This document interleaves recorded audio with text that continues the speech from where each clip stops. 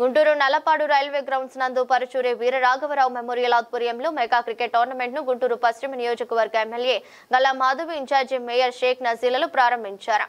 తొలుత ఎమ్మెల్యే గల్లా మాధవి సజీలాలు క్రికెట్ ఆడి క్రీడాకారులను ఉత్సాహపరిచారు. ఈ సందర్భంగా ఎమ్మెల్యే గల్లా మాధవి మాట్లాడుతూ 5 రోజుల పాటు జరిగే ఈ మెగా టోర్నమెంట్ కు దాదాపు 70 టీంలు పాల్గొనబోతున్నాయని, యువత క్రీడా పోటీలలో ఉత్సాహంగా పాల్గొనాలని పిలుపునిచ్చారు. యువతతో క్రీడా స్ఫూర్తిని పెంచడానికి ముందుకు వచ్చిన సంజీవరావును అభినందిస్తున్నట్టు ఎమ్మెల్యే గల్లా మాధవి తెలిపారు.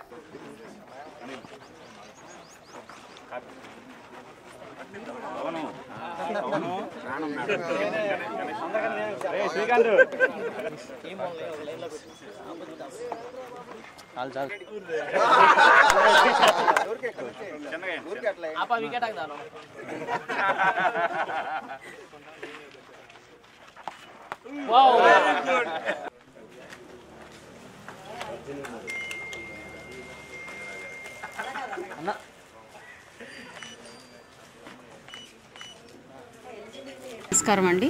ఈరోజు సంజీవరావు గారి నాన్నగారైన పర్చూరి వీరరాఘవులు గారి మెమోరియల్గా క్రికెట్ ఆటని ప్రారంభించడం జరిగింది. జిల్లా వ్యాప్తంగా అన్ని టీమ్స్తో ఈరోజు ఈ యొక్క క్రికెట్ ఆటని ప్రారంభించుకోవడం జరిగింది. ఒక 5 రోజుల పాటు జరుగుతున్న ఈ ఆటలో అందరూ కూడా చాలా ఉత్సాహంగా పాల్గొనడానికి సిద్ధంగా ఉన్నారు. దాదాపుగా 70 టీంలు ఇందులో పాల్గొని ఈ ఆటలో ఔత్సాహికులు అందరూ ఈ పెద్ద కప్పుని విన్ అవ్వడం కోసం ఎదురు చూస్తూ ఉన్నారు.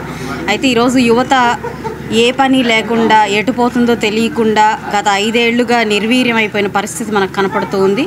మాదక ద్రవ్యాలకి లేదంటే పని పాట లేని పరిస్థితుల్లోకి ఈరోజు యువత మనం చూస్తూ ఉన్నాము. చాలా బాధాకరమైన విషయము. అలాంటి యువతని ఒక స్ట్రీమ్ లైన్ చేయడానికి ఆటలు అనేవి చాలా ఉపయోగపడతాయి. ఆ ఒక ఆలోచనతో అదొక సత్సంకల్పంతో ఈరోజు ఈ యొక్క ఆటని ప్రారంభించడం, వారి నాన్నగారి స్మృతుల్ని మెమోరియల్గా ఈ ఆటని ప్రారంభించుకోవడం ఇదే ఫస్ట్ ఇయర్ అని చెప్తూ ఉన్నారు. ఇదే కొనసాగింపుగా ముందుకు వెళ్తూ అనేక మంది పిల్లల్ని ఇందులో భాగస్వామ్యం చేసి చక్కగా వాళ్ళకి ఆటపాటలతో ఒక ఎంతూజియాస్టిక్ ఎన్విరాన్మెంట్ని క్రియేట్ చేయాలి. ఆ క్రియేట్ చేసే ప్రయత్నాన్ని చేస్తున్నందుకు సంజీవరావు గారికి ప్రత్యేకమైన కృతజ్ఞతలు.